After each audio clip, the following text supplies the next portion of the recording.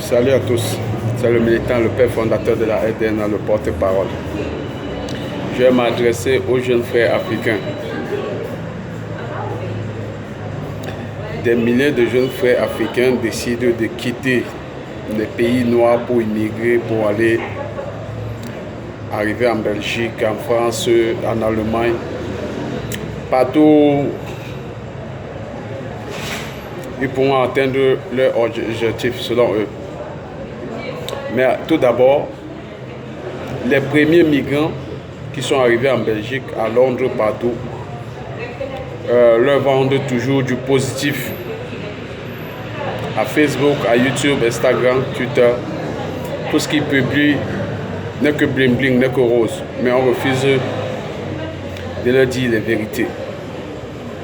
Aujourd'hui, quand vous quittez les pays noirs pour arriver pays par pays jusqu'à arriver en Europe, c'est tout un calvaire.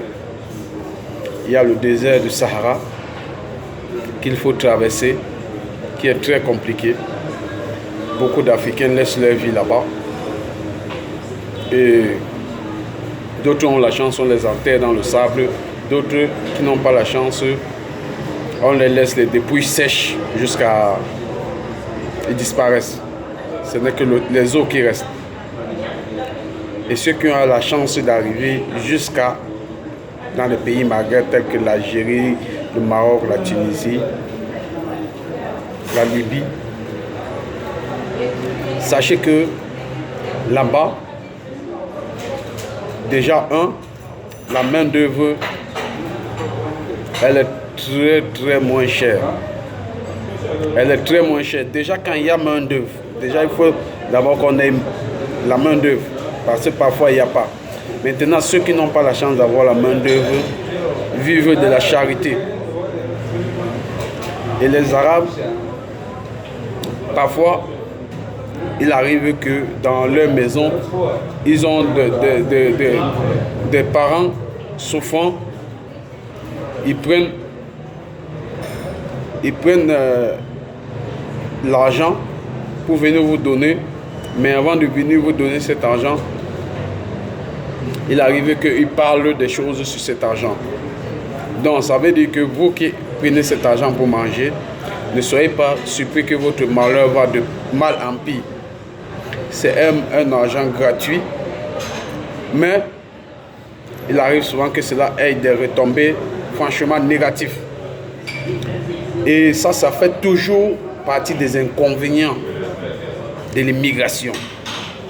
Et quand bien même vous arrivez à tomber sur des Arabes qui acceptent de vous embaucher pour une main d'œuvre faible, il va vous exploiter. Donc ça veut dire, si il vous paye la journée à 10 €, il va vous donner le travail équivalent, le travail qu'un homme doit travailler en une semaine.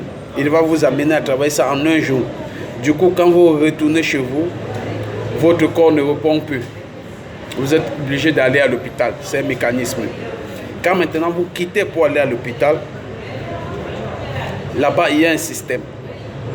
Il y a un système et ça prend déjà bien l'ampleur. Même en France, il y a ce même système. Mais chez les Arabes, c'est en train de prendre encore notre volume. Parce qu'en France, quand vous allez à l'hôpital, que vous êtes un sans-papier, on vous enlève un rein pour pouvoir aider un citoyen français qui n'a pas de rein, qui ne répond pas. Si vous êtes un sans-papier, si vous êtes décédé, mais dans les pays arabes, quand vous sortez de prison, quand vous êtes en prison, on fait tout pour vous enlever un rein. On vous amène à l'hôpital, on retire un rein sur vous.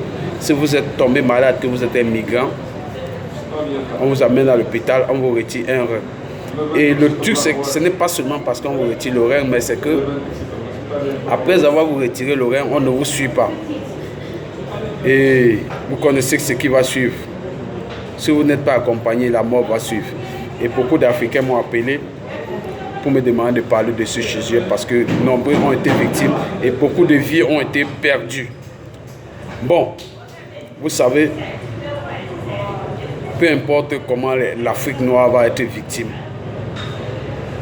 dans les pays maghreb ou bien en Europe, les leaders ne vont jamais se prononcer pour que cela s'arrête.